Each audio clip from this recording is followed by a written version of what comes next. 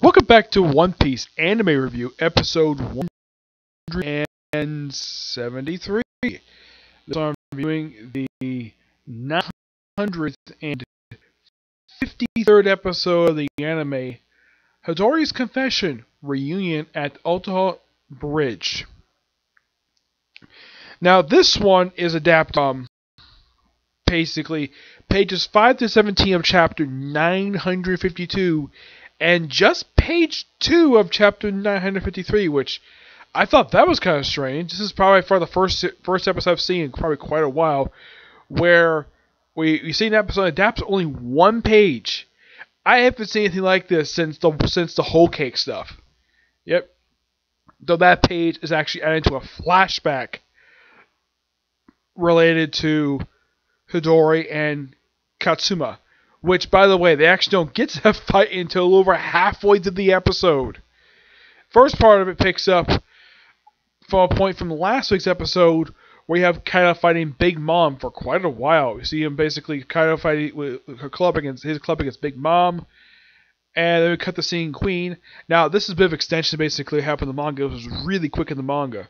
It's like, okay, looks like he's about to run away, despite the fact Kaido's men really want to run away because they want to be near this battle because it's going to destroy the island. So he is then contacted by, of all people, he's contacted by the warden of Udon Prison, where he says, oh yeah, everything's fine, other prisoners are quietly back in their cells, don't have to come here, everything's perfectly fine. And well, that's it for that call. Now, they do explain how the heck this happened. Apparently, get this, Tama decided to use her little dumpling that pulled from her cheek and she fed it to the elephant portion of the warden's devil power because he has the power of an elephant. And she would convert the warden to her side. He refers to her as master. And of course, for like Kabuto, when he stole the boss snail back, I think just a few episodes back, he stole it. Then they would use it to contact Queen and explain everything's perfectly fine. Also shows up these 5 individuals. Yes, these 5 individuals.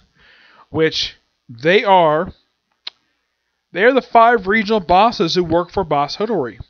Yeah. That's indeed true, which I'm like, really? Okay. Let's see if we can find them here, because they actually show up like partway through this chapter. Let's see if we can find them here. They are... Here we go. We have Blood Riding Oshima from Udon. From Henchima, we have Split Hat. In the anime, it's written with a Straw Hat for some reason. Split Hat Terzaguno. And we have a beautiful woman named Ocho the Bottle Guard from Ringo. And from Kiba, Snake Eyes Yatui. Yep. Which they all bow to Hidora, and because they have a lot of respect for the guy. And of course, Luffy basically calls him old man, which they don't like that very much, and they try to kill him. And Luffy's like, no, don't harm him. He saved my life. And then, of course, they quietly leave, and of course, they start a recruitment drive. That's pretty much what they're going to do. And with the warden on their side, kind of begs the question, okay, what the heck happened to the other guards? Like, what happened to Solitaire? Did she die? Who knows? They don't really say what happened to her. It's just that she was so being attacked by the prisoners, the ones who were infected. I would not be surprised, though, if somehow that she was saved and then basically converted to their side. I would not think that they would do that. Now, the other thing is, Solitaire, despite the fact being a canon character, almost a lot of the stuff she's known for doing, like a lot of her abilities and a lot of stuff she's done this arc, it's all anime original because Oda never did anything with this character in the manga. She just shows up, she's just there, but she doesn't do anything. And I think Oda did that on purpose because he knew the anime, because in the end, when they get to this particular point, they would do something with this character. Got a good look to her, she's beautiful. I would not be surprised, though, if they reveal that she's somehow alive. Yeah. So, once they wrap up that, they have Renzo contact Kinemon, who is basically reveals that Inshima, he apparently had the blueprints for Kaido's mansion. That was something that Frankie was looking for quite a while ago, and somehow he had it the whole time. Apparently one of his members stole it, so now they can plan their attack on the mansion, no problem. Okay. And of course they also revealed that Frankie was going to fix the ships. They revealed that last week's episode. And apparently somehow that Kinemon and Dogstorm had apparently got themselves 2 giant chickens, and of course, Ashura basically rides his bull off up some place after his reveal. Oh yeah, that Renzo reveals he rescued Luffy, and the fact that they have 3,500 new warriors, but they need weapons. We don't have. And they say, oh yeah, we don't have the weapons. But what if we use those weapon factories to make swords and spears? And of course, well, Kinemon probably thinks, well, like that's actually a pretty good idea. Though he has to plan stuff out of this other town, so he and Dogstorm and Ashura basically go off to this one town to plan out the strategy.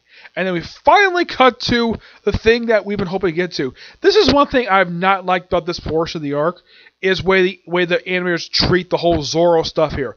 Because this stuff is quite interesting. I love the Zoro stuff when it comes to this arc.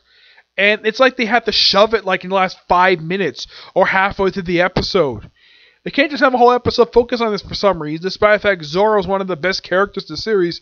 And yet here it's like, of course, Hiyori basically shows up. Of course, he figures it out by looking at her. Yep, that's the woman he's looking for over 10 years. So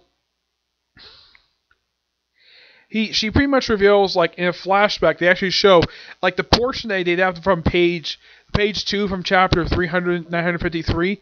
That's what they adapted. That flashback of him running off looking for Hiyori. Yeah, they actually show the flashback of him looking for her the whole parent time before they finally get to present day stuff. And of course, the band of the bridge basically recognizes him and refers to him as Kawasa-sama.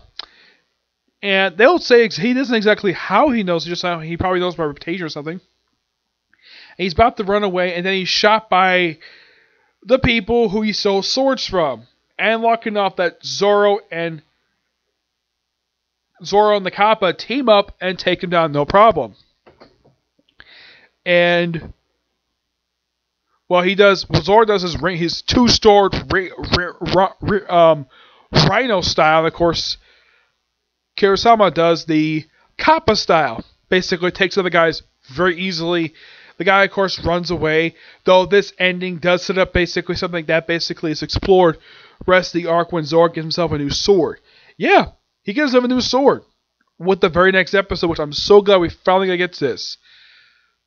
Though I wouldn't be surprised though if they have the whole, like one thing I would love to see for the next week episode, they have the whole thing focused on, well, Zoro. I'd like to see a whole episode for this arc focused on Zoro, because when it comes to his arc, he seems like he's the breakout character in this arc. In Whole Cake, it was Brook.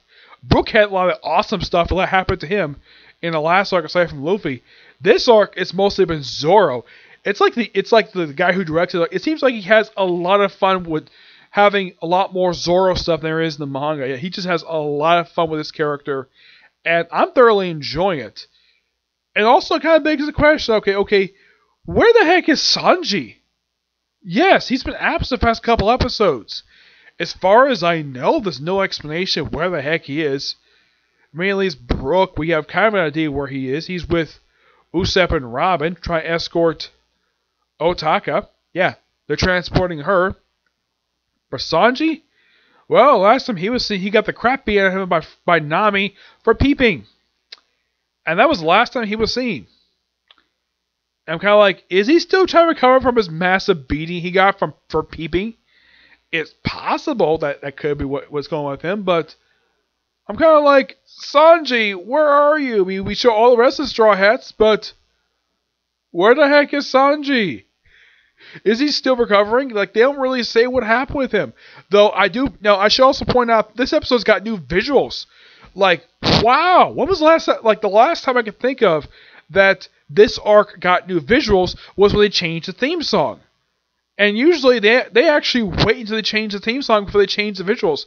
And this is like the visuals, they basically gave Sanji a lot to do. Also, he's wearing a red suit. Yes, Sanji's wearing a red suit. Because the thing is, Sanji's wearing either a black suit or a blue suit. But red? He doesn't usually wear red, and it looks like he's wearing the same suit that Luffy wore during Whole Cake.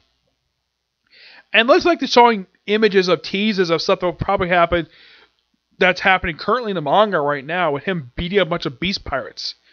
Yep. And there's a lot more focus on Big Mom in these like opening visuals, which looks so good. And it is surprising though. The Wikipedia page doesn't mention the fact that this opening title sequence, it's still the same song, but a brand new sequence. Yeah, though it ends quite differently. Yes, he actually broke an armor doing stuff, which is quite awesome, despite the fact he's not in the episode. Yep. But all in all, fantastic episode. Looking forward to next week's episode, which is when Zora gets his brand new sword. Yep. So yeah, that's it for single review. My next review is going to be Bard, so let's get up in a little bit. I'm going to watch the new episode first, then review it. Yep. But this next video. Bye.